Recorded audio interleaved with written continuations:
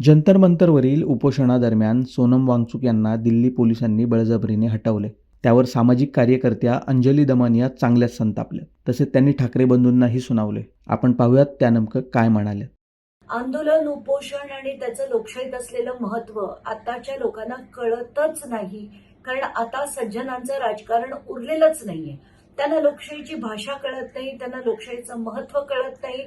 त्यांना फक्त आणि फक्त पक्ष फोडा, राजकारण करा, सत्ता टिकवून ठेवा आणि पैसे कमवा, याच्याशिवाय त्यांना काहीच कळत नाही.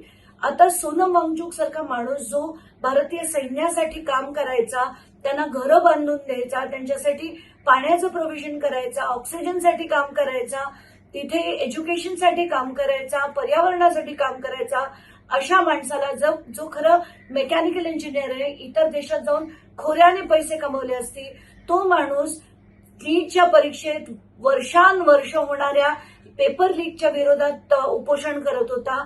21 दिवस त्याला ढुंकून बघितलं नाही, त्याच्या उपोषणाला प्रतिसाद नाही आणि आता त्यांना उचलून त्यांनी हॉस्पिटलाइज केलं. तर मी तुम्हाला खात्रीने सांगते, हे पिटिशन हे भाजपच्या माणसांनीच केलं असेल आणि हे कोर्टाकडनं त्यांनी वधवून घेतलं आणि आता म्हणायचं की कोर्टाच्या सांगण्यावरनं आम्ही त्यांना हॉस्पिटलाइज केलं. तर इतकी बनेल माणसं आहेत, इतकी ज्यांना भावना शून्य, त्यांना कुठल्याही प्रकारच्या भावना नाही, हृदय नाही, संवेदना नाही, अशी भावना शून्य माणसं आता राजकारणी झालेली आहेत. म्हणून हे देशाचं दुर्दैव आहे. त्यांना आंदोलनाची, उपोषणाची भाषाही कळत नाही आणि महत्वही कळत नाही. तर आताच्या घटनेला मला खूप वाईट वाटतंय, खूप राग येतोय आणि मला असं वाटतंय की 20 तारखेचं आंदोलन हे झालंच पाहिजे. आणि महाराष्ट्रातल्या घरात बसून पाठिंबा देणारी जी माणसं आहेत, ज्यांना खरं म्हणजे उद्धव ठाकरे आणि राज ठाकरे यांनी खरं स्वतः जायला हवं होतं. माझ्यासारखी व्यक्ती 2दा तिकीट काढून दिल्लीला जाऊ शकते, पण ही दोघं घरात बसून म्हणे आमचा पाठिंबा. कितपत शोभतं तुम्हाला? तुमच्या मुलांना तिथे जायला काय होतं? अमित ठाकरे, आदित्य ठाकरे जाऊ शकत होते, पण तसं न करता हे जे बोगसगिरी चालली आहे, कारण त्यांच्यासाठी हा एक राजकीय मुद्दा आहे. त्यांना त्याचं काही भावना वाटत नाही. तिथे आंदोलनात ज्यांना वाटतं ना, ते सगळेजण तिथे, महाराष्ट्रातली असंख्य लोक तिथे पोहोचली होती, पण ही 2 माणसं घरात बसून पाठिंबा देतात म्हणे. पण मला खूप राग येतोय आणि मला असं वाटतंय की 20 तारखेचं आंदोलन झालंच पाहिजे. धर्मेंद्र प्रधानांचा राजीनामा झालाच पाहिजे.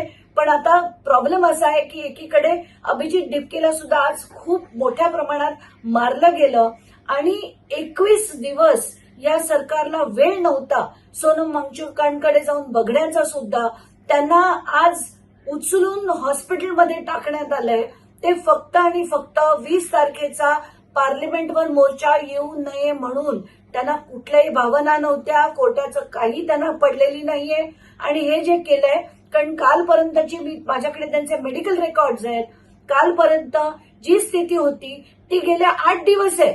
मग आज असं काय झालं की त्यांना उचलून हॉस्पिटलमध्ये टाकावं लागलं? तर हे अतिशय दडपशाही आहे. ही माणसं भावना शून्य आहेत. हे मी पुन्हा पुन्हा तेच म्हणेल, कारण अतिशय संताप होतोय माझा आज.